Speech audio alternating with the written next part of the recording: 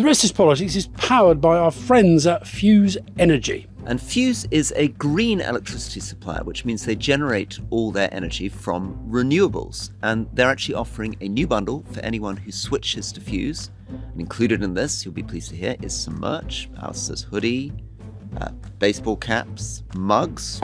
The Rest is Politics merch you may have seen on tour. And all you got to do to get it is go to getfuse.com/politics and use the referral code politics. And so the merch is great, but more important is actually that if you do switch to Fuse, you're going to find you get your energy cheaper than with all the other big companies. And they invest 100% of their profits back into renewables.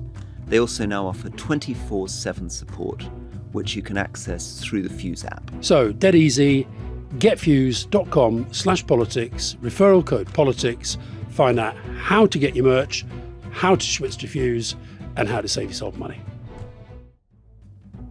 Welcome to The Rest is Politics Boxing Day edition with me, Rory Stewart. And me, Alastair Campbell.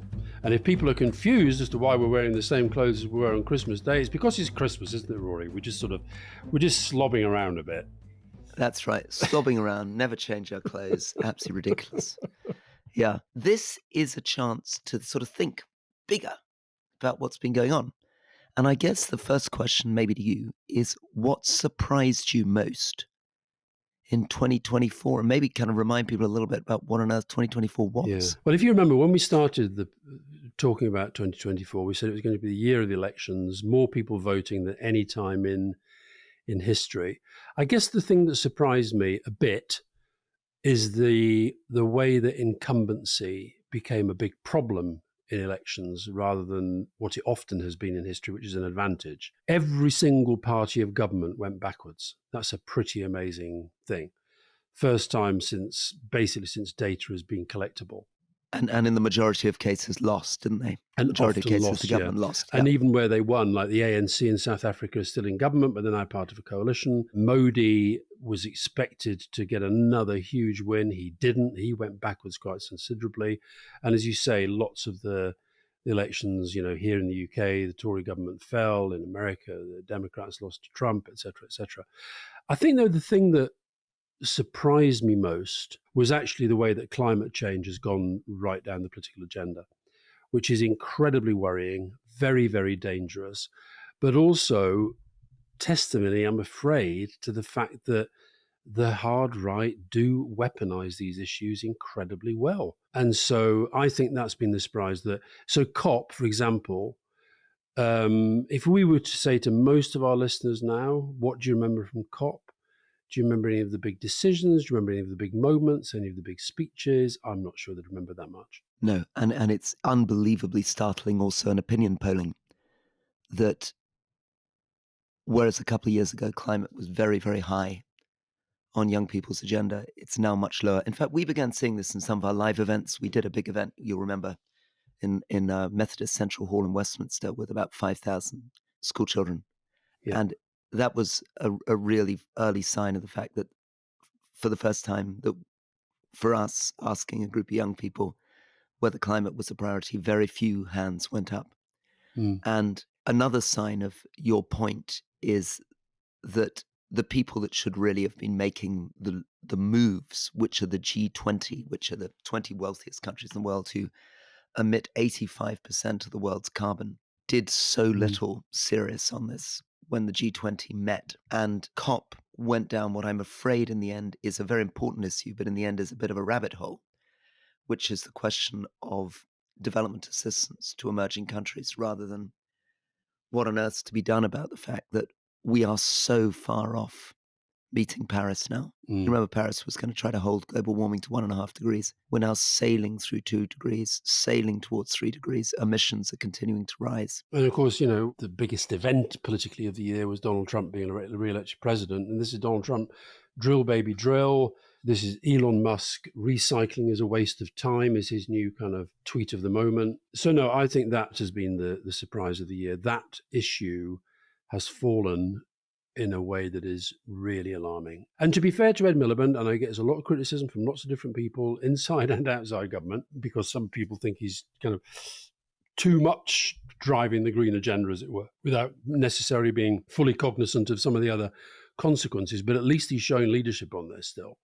And that's what's been missing is if you go back to the Al Gore era, when Al Gore was kind of, the big voice on climate, there's nobody has really replaced him. No. Well, so surprise for me, I think, is the many, many ways in which the world did not behave in the way that geopolitical experts anticipated.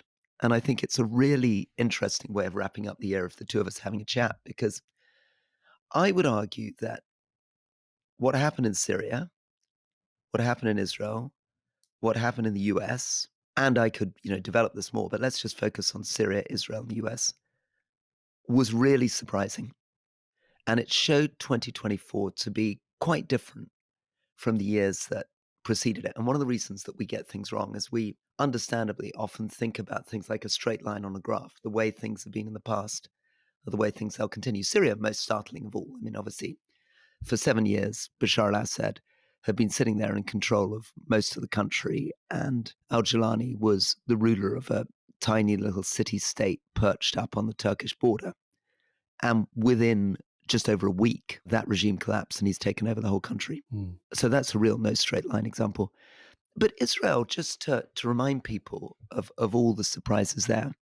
So Netanyahu started the year as one of the most unpopular leaders imaginable, just clinging to power because people didn't want to replace him in the middle of the Gaza war, and has turned that around to be a figure of considerable political power and popularity again in Israel. Mm-hmm. Hezbollah and Iran, our views of them are completely changed. We started the year saying that Hezbollah was the most powerful non-state actor in the world, 25,000 people under arms, over 100,000 missiles, including precision missiles, and the one group that Israel could not take on, and they've proved to fold like a paper tiger. Iran's much vaunted Russian air defense system turned out not to work. Its missile strikes never got through, and Iran is also folded like a paper tiger. But I also think that we wouldn't have predicted that Israel would have turned so much against the international rule-based system over the last year. We're ending the year with them having declared the Secretary General of the United Nations persona non grata, rejected the authority of the International Criminal Court, and closed their embassy in Dublin, in Ireland, because Ireland has had the temerity to try to speak up for these international courts. And that's before we get onto the US. And on the US, but just I throw it back to you, I guess the big things there are Trump demonstrated a new world of politics where you don't need a ground game anymore. So he didn't have an office basically operating in Michigan when the Democrats had tens of thousands of volunteers out on the streets, knocking on doors, little offices in every town. He did it on the back of social media and 3-hour interviews on Joe Rogan. And we saw a version of that in the Romanian election where a completely unknown character suddenly flipped to prominence off the back of TikTok and 60,000 fake Russian accounts. But he also demonstrated that he could get an astonishing proportion of the African American and Hispanic vote coming over to him. And again, I don't think we would have predicted at the beginning of the year that the felony convictions would have absolutely no impact on him at all. Right, over to you. Yeah, you've reminded me of a conversation I had at one of the Christmas bashes I went to, where Stephen Fry was present, Rory. Yes. And he told me this story that he was in Australia at the same time as you, and he's sitting on a plane flying from one Australian city to the next, and who should be plonked down next to him on the plane but Rory Stewart. And he told me that he was saying to you he was very worried about the American election, and you said, don't worry, it is absolutely nailed on for Kamala Harris. And he said he spent the next few weeks telling all of his friends, don't worry, calm down, it's going to fine. Some of them put money on it, Rory, because Stephen Fry was telling him he'd spoke to this guy who's really well informed, very plugged in. So there we are. That must have been your biggest surprise, given how confident you were that Trump was not going to win. And you did look very shocked on the night. I think I sort of in my gut felt something was going very badly wrong in the last few days. And I'd spoken to some of the Democrat strategists who I could tell from the tone of their voice they were very, very anxious. But you took it remarkably well. I'd have been very, very upset. if I'd have been you. Actually, it's been really interesting getting something so publicly and magnificently wrong in a number of ways. One of them is that I've given an enormous number of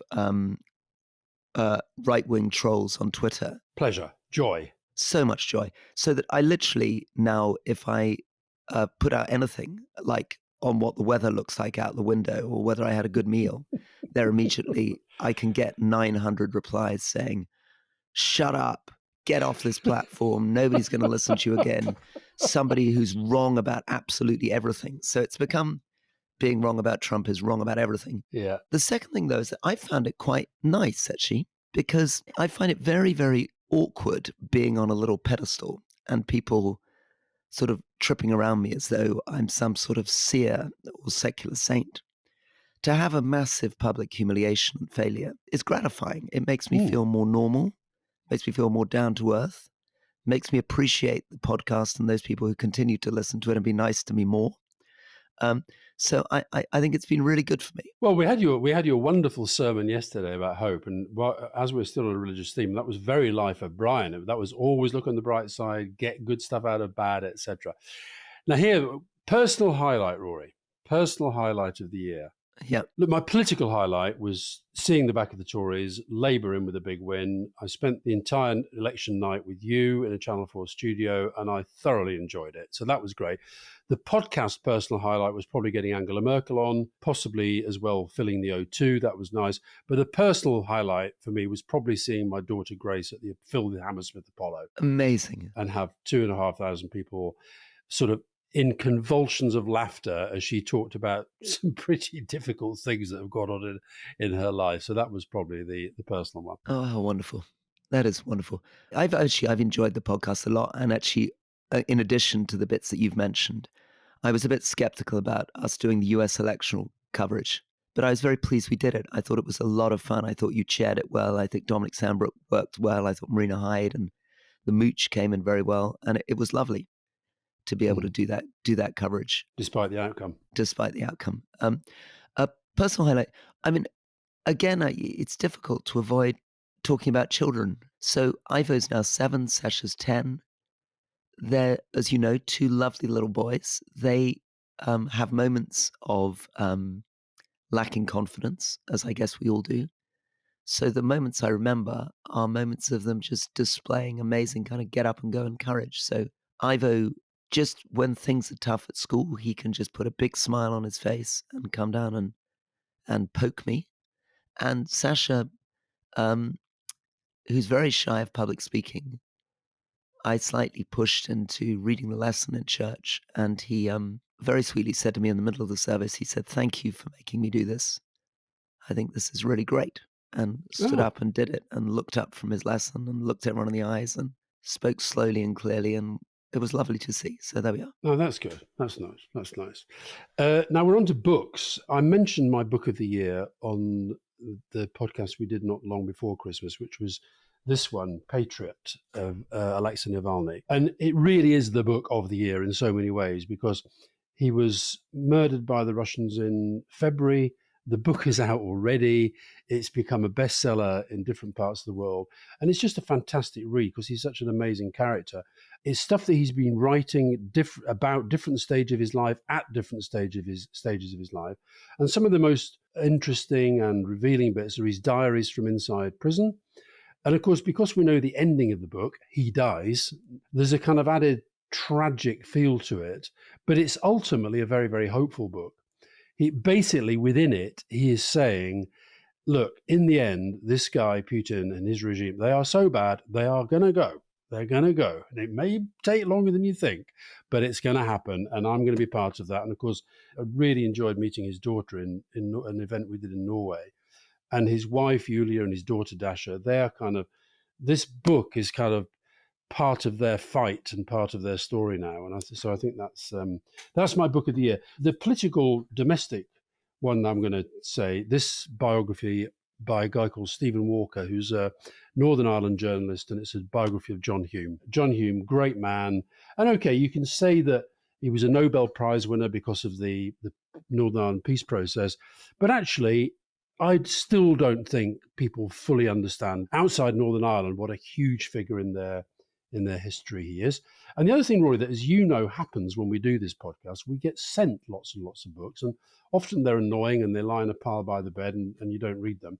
But do you remember I said a while back when we were talking about the farmers, there's a really good book called Who Owns Scotland? And I don't know why somebody's never written a book called Who Owns England. And this one was said to me by a guy called Guy Shrubsole, and it's absolutely brilliant. It's similar to the book Who Owns Scotland. But honestly, Rory, you cannot read this book and defend the establishment, the dukes, the extent to which land is used for tax dodging, the oligarchs and the sort of new money, the old money. It's a brilliantly researched piece of writing. And then my non-political, well, this is actually very political, but my German book of the year is, and again, it didn't come out this year, but it's Berlin 1936. 16 Tage im August, 16 days in August. This has been translated into English, but it's a wonderful book about the Berlin Olympics. And it's seen from all different perspectives of athletes, of people who are working there, of Hitler, of a woman who was obsessed with the idea that she wanted to kiss Hitler, of lots of Brits involved. Henry Shannon's in there, sort of weaving in and out. Beautifully written. And it gives you a real feel for this sense of normality around the Olympics at a time when the abnormality of Hitler and his power was becoming ever more apparent. Brilliant book. Oh, well, lovely. Just following on from your point about Navalny, there's a lovely book that's just come out by Julian Evans called Odessa in Love and War. It's dark, sometimes quiet, fascinating. It begins with him as a travel writer turning up in Odessa, this city in Crimea, in the middle of a blackout, trying to find a host in an apartment, and is just shot through with personal connections, with bringing alive the people and the landscape. But my book of the year, which people need to pre-order, is a collection of essays by Norman Lewis. Do you remember Norman Lewis? I do. So called A Quiet Evening. So Norman Lewis, for people who don't, was a sort of legendary figure who continued traveling into his early 90s with a sort of strange background where he never had enough money to go to university. He made money stealing umbrellas and selling them to try to finance his first trips. He was picked up by British intelligence during the war. And this book, which is published by Eland and brought together by a man called John Hatt, a wonderful collection of essays. And John's got this lovely story. When John was a travel editor for a now defunct and not much lamented magazine called Harper's, which is like a kind of fashion magazine, he contacted Norman Lewis and said, Norman, I'd like to get you to write a travel article for my magazine, which is mostly, obviously, advertising shoes and handbags. Where would you like to go? And Norman Lewis said, well, John, ideally, I would like to go somewhere where there is a vicious civil war, no running water, and if possible, a very virulent and uncurable form of malaria.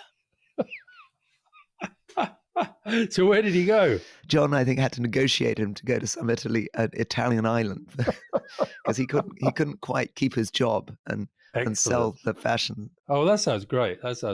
Okay, what about best film of the year? Well, the film that I'm really obsessed with, but I've only glimpsed and begun, but I think is just startling, is Alex Garland's film Civil War. And the reason why that matters, I don't know if you've heard about it, it's basically taken a sort of Balkan-style war or a Syrian-style war and put it in the United States. So suddenly there are checkpoints outside Washington. There's a weird technocratic president trying to hold the thing together while weird people take over. And the reason it matters is this, that when we look at Bosnia or when we look at Syria, it's very often the case, particularly as British people, we distance it and we think, well, it couldn't happen to us. We're good, well-behaved, educated people. We forget that Syria was at peace for 800 years. We forget how startling the Afghan civil war were to Afghans who've been at peace for nearly a century. We forget that Northern Ireland is just over the road. Just over the road, exactly. Exactly. So this brings it to kind of wonderful light by showing Pennsylvania breaking apart into conflict. Anyway, over to you. I'm going for a film that I think I mentioned when I saw it on the podcast, which is The Outrun. Saoirse Ronan playing an alcoholic. It's one of the most incredible portrayals of the descent into alcoholism. And yet it's somehow a very, very hopeful film as well, not least because of nature. And she goes back home to Orkney, and it's a beautifully filmed, beautifully shot. She's an amazing actress.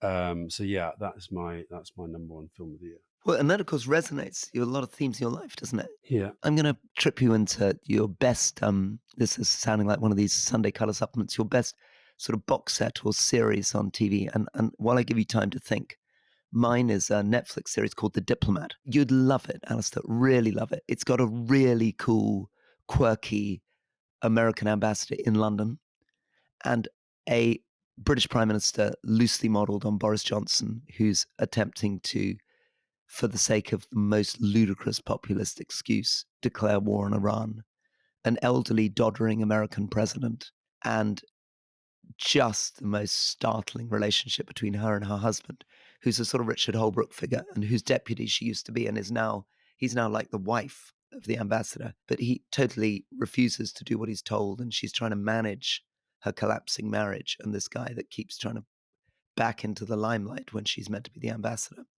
So recommend it strongly. Over to you. I'm going to go for Say Nothing. And I've got a weird feeling that last year my book of the year might have been Say Nothing. Yes, that rings a bell. Definitely rings a bell. Well, about the disappearance of Jean McConville in Northern Ireland. The Say Nothing, the series, which is based upon the book, but it's essentially the story of the IRA during at the height of the Troubles. Gerry Adams, a very, very large figure within it, and at the end of every episode, there's a thing comes up says Gerry Adams denies having ever been a member of the IRA or having ever taken any part in any of the events that we've filmed, sort of thing. So for anybody who wants a kind of a sense of what it might have been like to been of either a perpetrator or a victim in the troubles in Northern Ireland, it's harrowing at times, but it's brilliantly done. So yeah, I'm going to Say Nothing. Okay, now here's one for you. Best new place visited, home or abroad? I am going for Lake Annecy. And not necessarily because it is a beautiful area, but I'll tell you why I'm going for Lake Annecy, Rory. Remind us where Lake Annecy is. Well, it's in France, but quite near Switzerland. Right, okay. We're talking kind of alpine. It is a very beautiful area, but there are other more beautiful areas of France. This is not where you gave yourself hypothermia swimming last year. No, that was Lake Geneva. Hypothermia was Lake Geneva.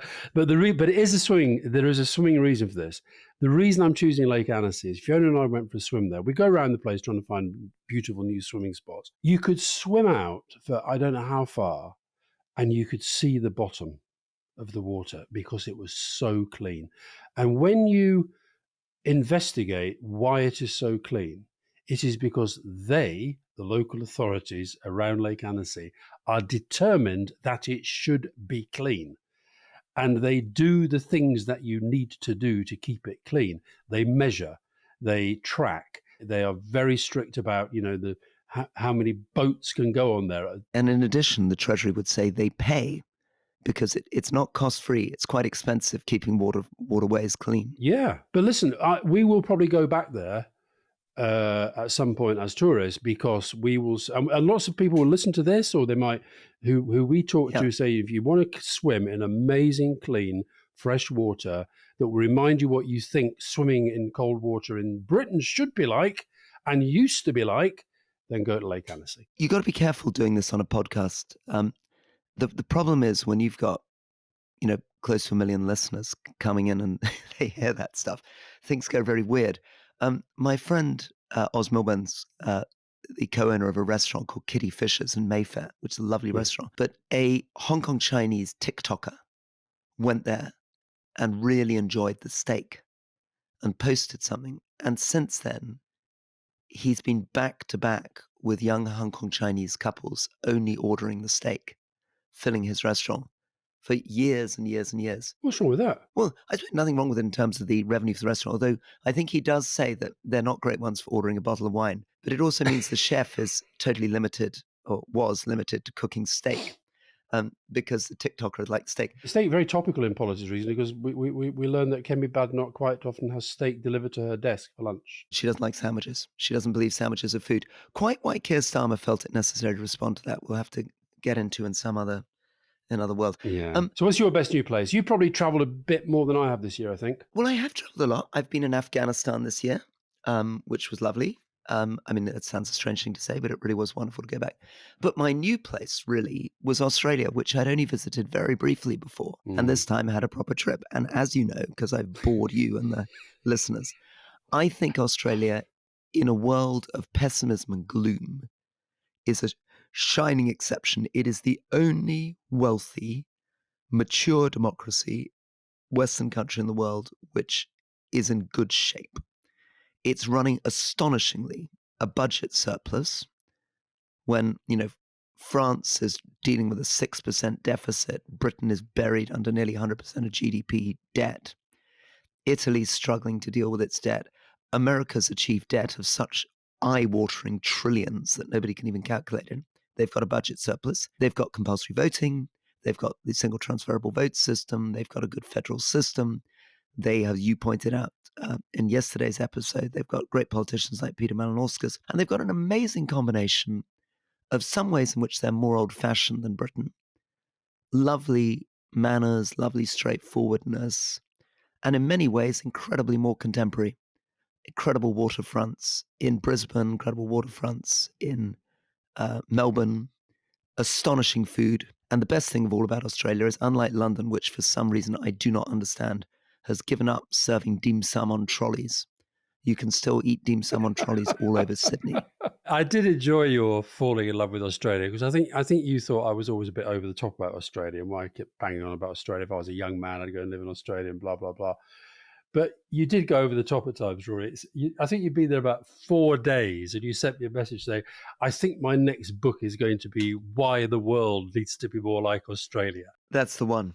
But what's funny, on my last trip to Australia, I was surprised by how much people were moaning about Australia. They were much moanier. I think the world's got much moanier. It's fascinating that, isn't it? Because you go to this place, you're just like, objectively, this is amazing. Yeah.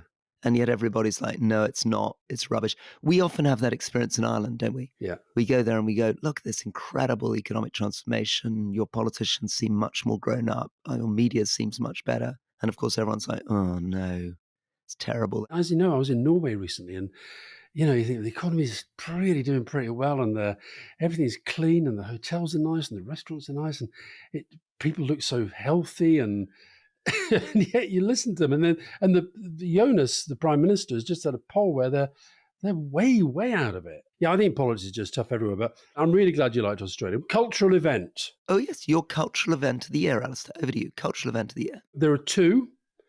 They're both French. One is the Olympics, which I went to, which were fantastic. But I think I'm going to narrowly give it to Notre Dame renovation. I mean, that was incredible. I mean, they also were on time and on budget, which has never been heard of in any infrastructure project anywhere. And using, interestingly, when we talked to Bill Clinton on Leading, and he said that, the whole thing about philanthropy, it's about how you get private money to work with public money, to work with this, that, and the other.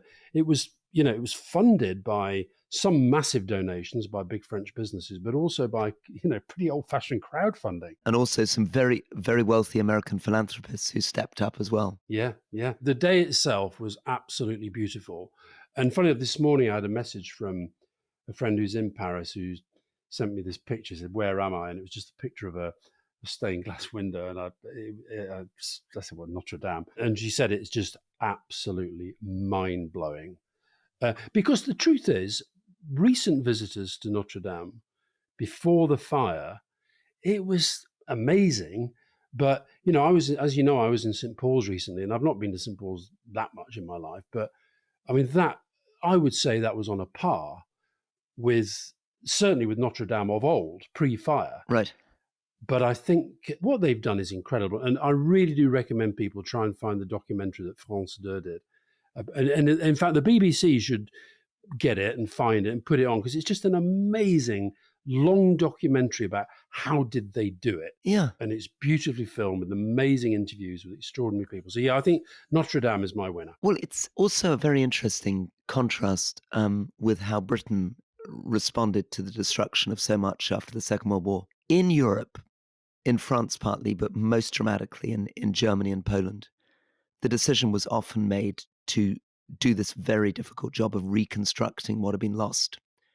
Whereas the city of London, to its cost, was actually became the victim for incredible brutalist fantasies of planners, unscrupulous developers, idealistic architects who inflicted a huge amount of damage, as they did on Glasgow, as they did on Birmingham, as they did on Manchester.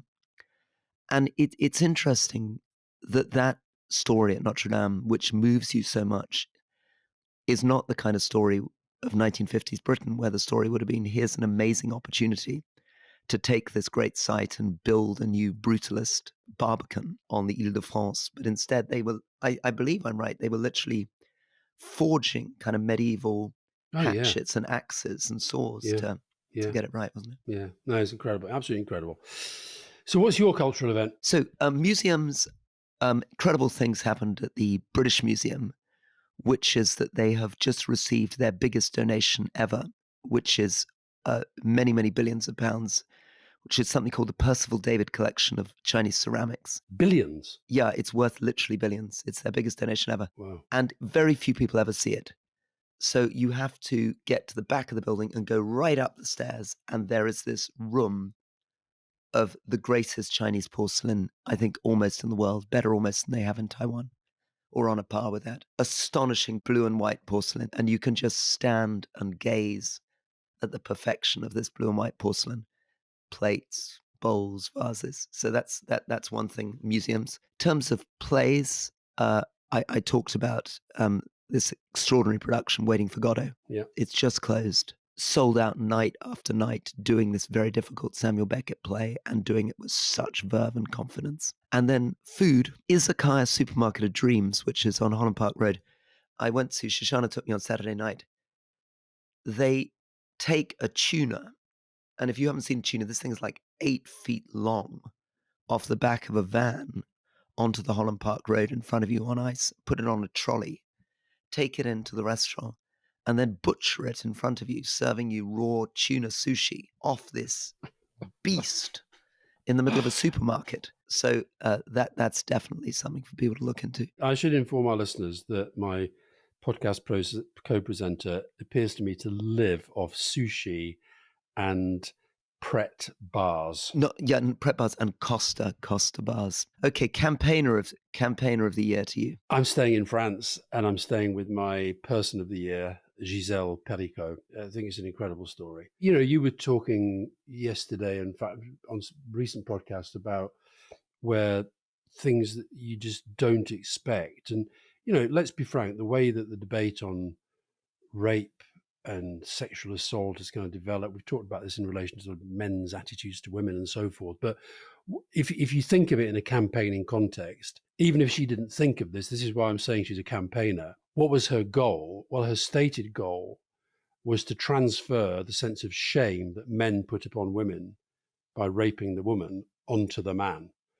And, you know, not all men, as Grace always says when she's talking about these issues. But I think to do that required a depth of courage and commitment. And I just think she's been, just to watch the way she's conducted herself. I mean, just imagine, I listened to this amazing Der Spiegel, 8 Milliarden, my favorite German podcast. They did a really long series on it, which I still haven't finished. But honestly, when they were, because I followed it reasonably closely, but I haven't read that much.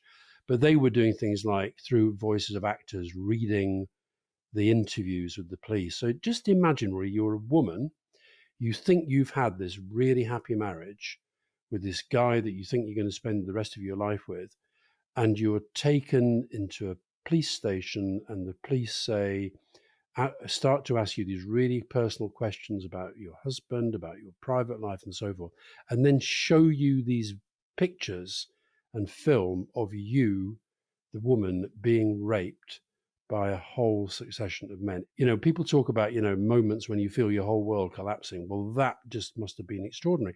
And for her then to have emerged with the dignity that she has and the sense of I am determined that my truth is going to be told. And as a result, dozens of men in this.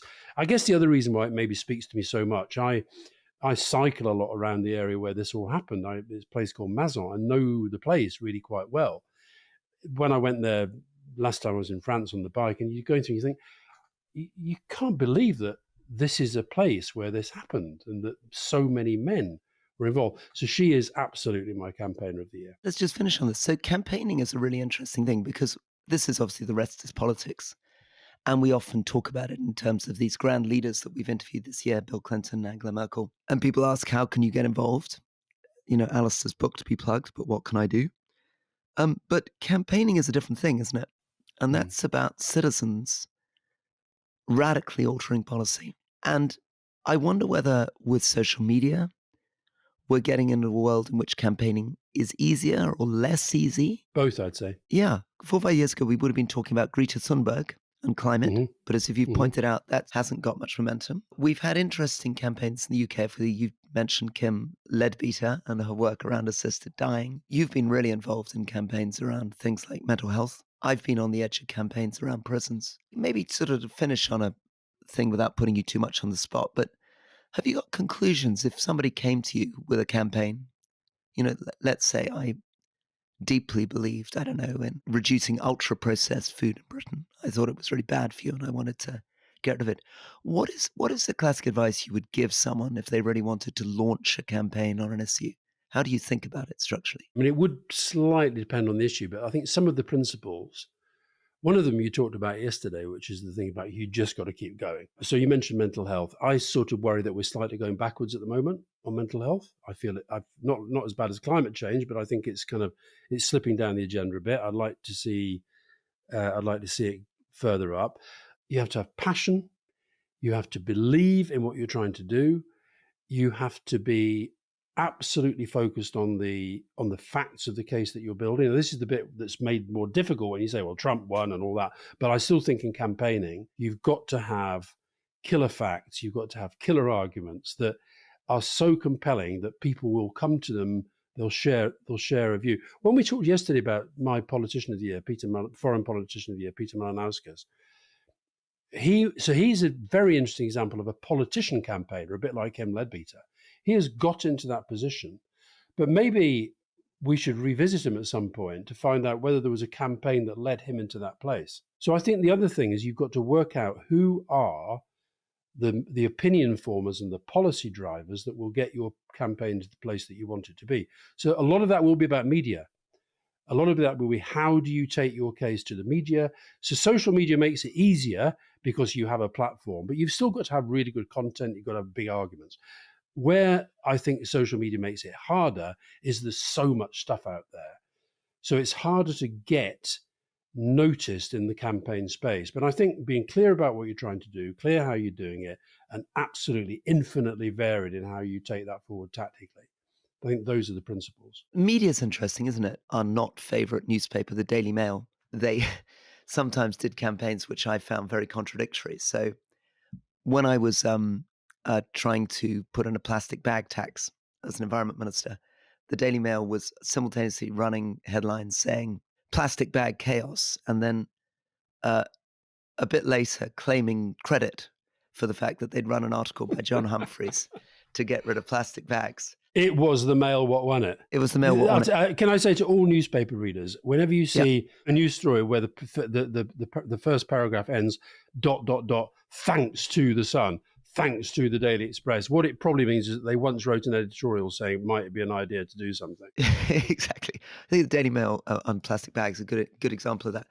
The thing that I often get, just to be serious for a second, that when campaigners come to see me, I'm often asking, and maybe this is not the right way to deal with an idealistic campaigner, is get into the mindset of the Treasury, get in the mindset of the ministers. No, how are they going to think about this? What's their objection going to be? How are they going to rubbish you? How are they going to trivialize you? How are they going to say it's impossible, illegal, unaffordable? I'll give you an example. I mean, my best new place, Lake Annecy. I think Feargal Sharkey, who's another one we talked to on leading, I think he has shown some of those principles that I talked about. And he reached a point. Yeah, it started as a media thing and a social media thing and documentaries and data and all that stuff. But eventually, what he did was he raised his voice so much and so effectively that government kind of felt they had to engage with him. So that's what I mean about you've got to be focused on where those quotes power people are. And look, a lot of campaigns don't necessarily require government intervention. There's an interesting campaign going up just the road where people don't want a new bus stop in a particular place, and it's really interesting to walk up and down. And every time I go by there, I see there's a new poster, and it's a very very localized campaign. So that's a different sort of campaign. Yeah. The main thing is I think you've got to really care, and but you've got to be absolutely on the detail. You've got to know your stuff. Which was the trick with the man we haven't mentioned, who's, I think, my campaigner of the year, although it feels like a fading story, which is Alan Bates around the post office. Yeah, yeah. I don't think that's a fading story. I think that's still very live. Just the way that he modestly mastered the detail, kept Yeah. plugging away, kept holding up the case of these postmasters who'd been so badly treated. Yeah. And just the scale of establishment resistance, government resistance, company resistance, judicial resistance that he eventually broke through. Well, they all broke through, but I think he's a really good example of a sort of servant leader there. Well, Rory, have a lovely Boxing Day. I know that even though you're not going to the Burnley game, that you'll be checking in and probably watching Sky Sports to see how it's going. But yeah, very good luck, Alastair, and I hope it works out for you. Whatever else you're doing, have a great time. Thank you. Happy Boxing Day. Bye-bye. Bye.